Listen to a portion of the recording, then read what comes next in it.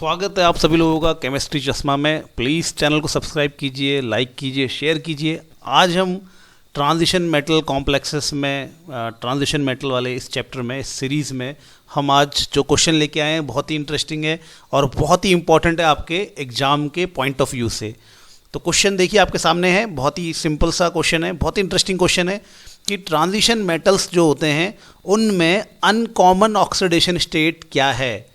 Transition metal में जो common oxidation state होती है यार, जो आपको पिछले लेक्चर में बता दी गई है, उसके अलावा भी क्या कोई दूसरी अजीब सी ऑक्सीडेशन स्टेट हो सकती है, और अगर हो सकती है तो फिर वो क्या है, उसके क्या एग्जाम्पल हैं और उसके क्या रीजन है, आखिर वो क्यों एग्जिस्ट करती हैं, इसको समझते हैं। तो चलिए इस क्वेश्चन को समझते हैं आज की वीडियो में। वीडियो बहुत शॉर्ट बनाएंगे और बिल्कुल इंटरेस्टिंग बनाएंगे। तो आखिर जो ट्रांजिशन मेटल्स होते हैं हमारे, वो कुछ ट्रांजिशन मेटल्स बहुत ही अनकॉमन ऑक्सीडेशन स्टेट शो करते हैं, जो हम सोच भी नहीं सकते वैसी ऑक्सीडेशन स्टेट शो करते हैं।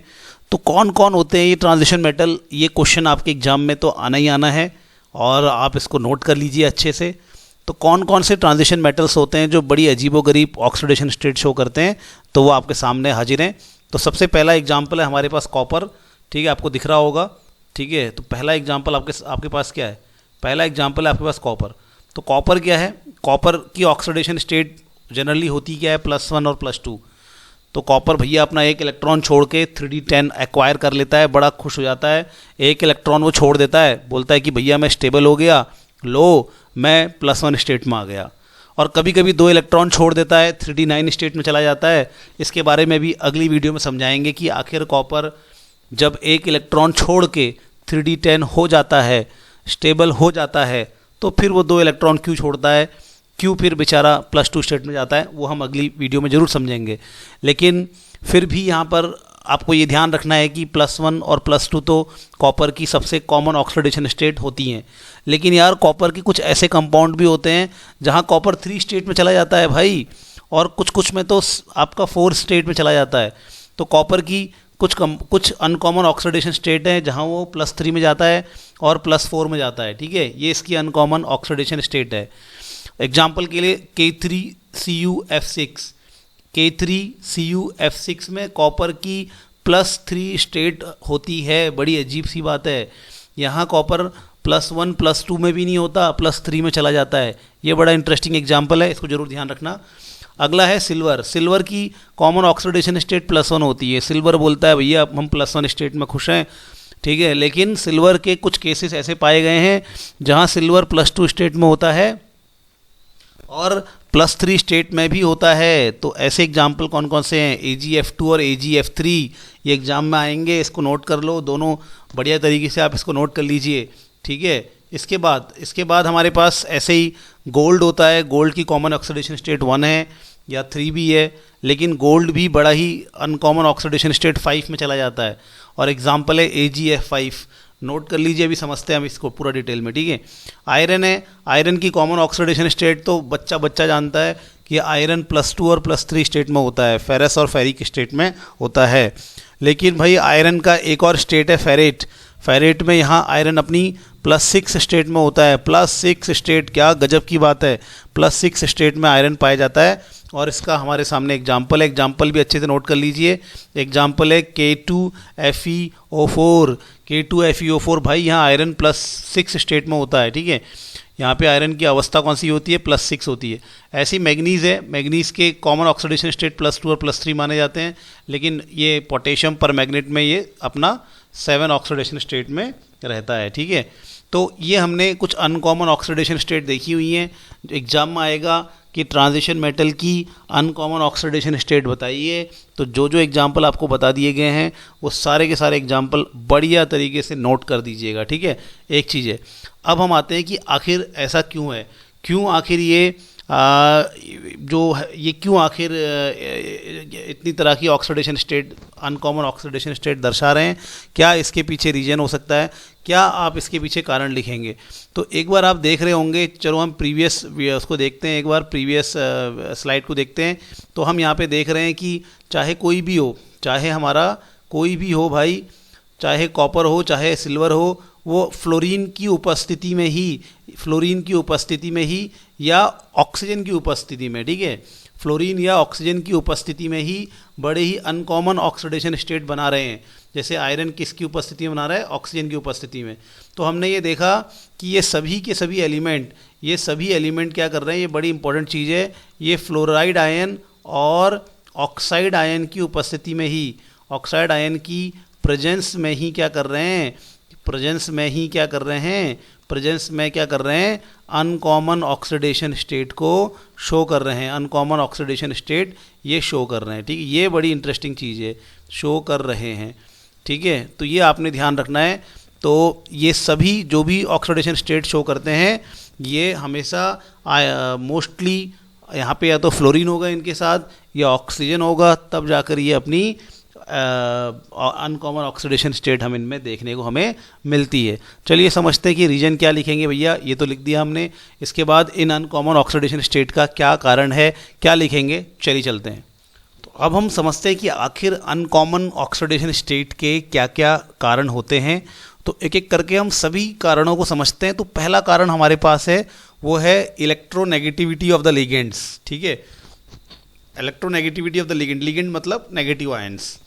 जैसे कि हमारे पास अगर कोई हम देखें, अगर एग्जांपल के लिए हमारे पास AgF2 है, तो यहाँ पर हमारे पास ये जो Ag+ है, इसको हम, ये मेटल आयन है, और ये हमारा F- क्या है, ये हमारा लिगेंड हो गया, ठीक है। तो यहाँ पे लिगेंड बोल रहा हूँ मैं इसको, ठीक है। फिर से एक बार बता देता हूँ मैं लिगेंड क्यों बोल रहा हूँ। लिगेंड बोल रहे हैं हम लोग, जैसे हमारे पास AgF या AgF2 में अनकॉमन लेके चल रहा हूँ। तो यहाँ पे ये जो मेटल होता है इसको हम, तो ये तो मेटल आयन है, इस पर प्लस चार्ज होता है, और ये जो F है ये फ्लोराइड आयन है, इस पर माइनस चार्ज होता है। तो मैं इसको फ्लोराइड आयन बोल दूँ या लिगेंड बोल दूँ, कोई फ़र्क नहीं पड़ता, ये लिगेंड कहलाएगा, क्योंकि ये मेटल के साथ एक तरीके से उसको इलेक्ट्रॉन उसको दे रहा है, उसके साथ इलेक्ट्रॉन उसकी ओर अट्रैक्टेड है, ठीक है। तो ये हमारा एक प्रकार से क्या लिगेंड ही है।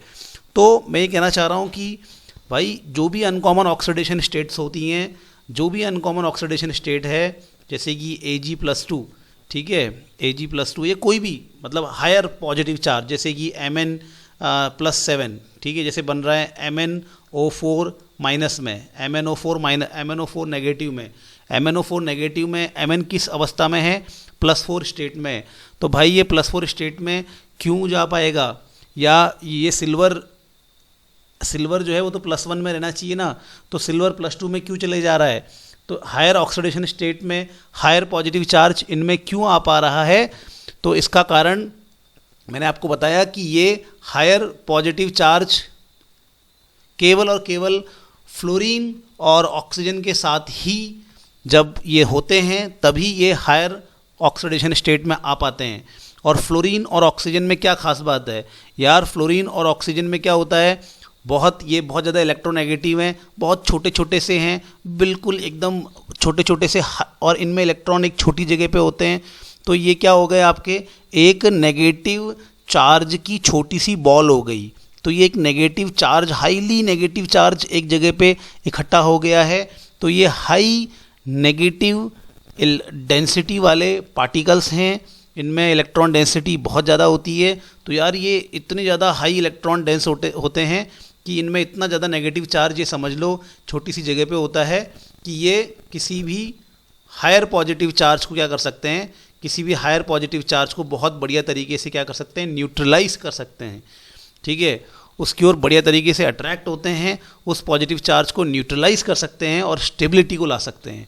तो ये कारण है कि भैया F नेगेटिव और O नेगेटिव क्या होते हैं, बहुत ही क्या होते हैं, हाईली इलेक्ट्रोनेगेटिव होते हैं, और इनमें इलेक्ट्रॉन डेंसिटी गजब की होती है, छोटे छोटे से होते हैं, खूब सारे इलेक्ट्रॉन्स होते हैं इनमें। तो एक प्रकार से खूब बढ़िया नेगेटिव बॉल होती है।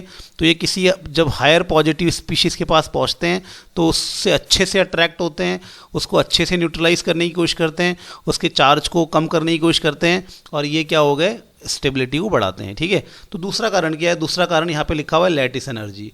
क्या है दूसरा कारण, लैटिस एनर्जी है। तो लैटिस एनर्जी ये है कि भैया मेटल क्या करता है, अपने आप को हायर ऑक्सीडेशन स्टेट में ले जाता है, ठीक है। मेटल अपने आप को हायर ऑक्सीडेशन स्टेट में ले जाएगा ताकि उस पर ज़्यादा से ज़्यादा क्या आ जाए, पॉजिटिव चार्ज आ जाए, ठीक है, और ताकि वो नेगेटिव आयन से बहुत अच्छे से क्या हो, अट्रैक्टेड हो, ठीक है, नेगेटिव आयन से बहुत अच्छे से क्या हो, अट्रैक्टेड हो, और एक बहुत ही दमदार क्या बने, लैटिस बन जाए। एक बहुत ही दमदार क्या बन जाए, लैटिस बन जाए। ऐसे करके लैटिस बोलते हैं ना इसको, जहाँ पे आयन्स अट्रैक्टेड होते हैं और फिर इस प्रकार से एक ठोस बन जाएगा, तो इसको लैटिस कहते हैं।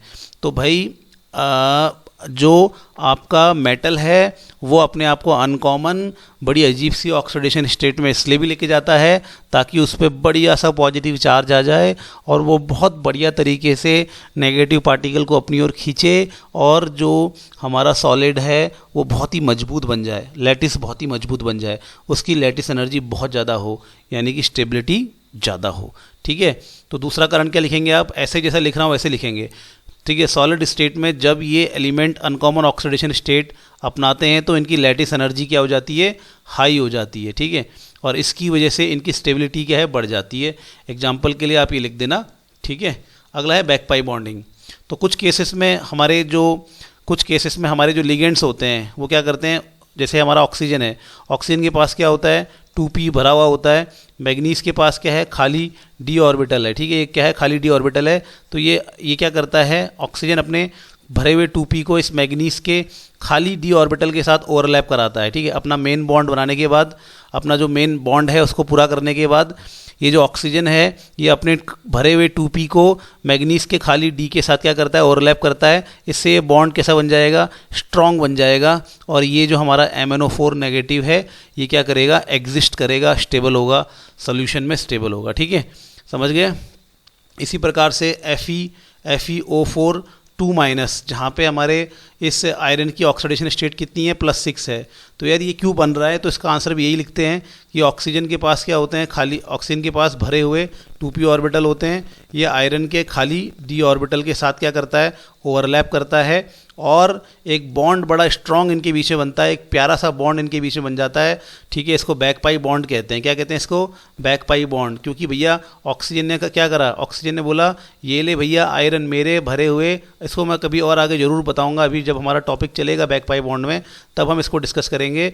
तो ऑक्सीजन अपने भरे हुए p ऑर्बिटल को आयरन के खाली d ऑर्बिटल से ओवरलैप कराता है और इस बॉन्ड को स्ट्रॉन्ग बनाता है। ये डबल बॉन्ड टाइप का इनके बीच में आ जाता है, ये बॉन्ड स्ट्रॉन्ग बॉन्ड होता है, इसको बैक पाई बॉन्ड कहते हैं। पीछे से बनाया ना, ये ऑक्सीजन ने बनाया है, साइड वाले एलिमेंट ने बनाया है, तो इसको बैक पाई बॉन्ड कहते हैं। ये इसकी स्टेबिलिटी को क्या करता है, बढ़ा देता है। ठीक है, तो ये हमने पढ़ा कि क्या है अनकॉमन ऑक्सीडेशन स्टेट, और फिर हमने ये जाना कि भैया क्या क्या एग्जाम्पल होते हैं अनकॉमन ऑक्सीडेशन स्टेट के, और फिर हमने ये देखा कि क्या रीजन होते हैं इन अनकॉमन ऑक्सीडेशन स्टेट के पाए जाने के। तो उम्मीद है कि आपको चीज़ें समझ में आ रही हैं। Please do subscribe my channel, share, like कीजिए। ठीक है, हमें इससे जो है मोटिवेशन मिलेगा। तो धन्यवाद बच्चों, धन्यवाद दोस्तों, बाय बाय, टेक केयर।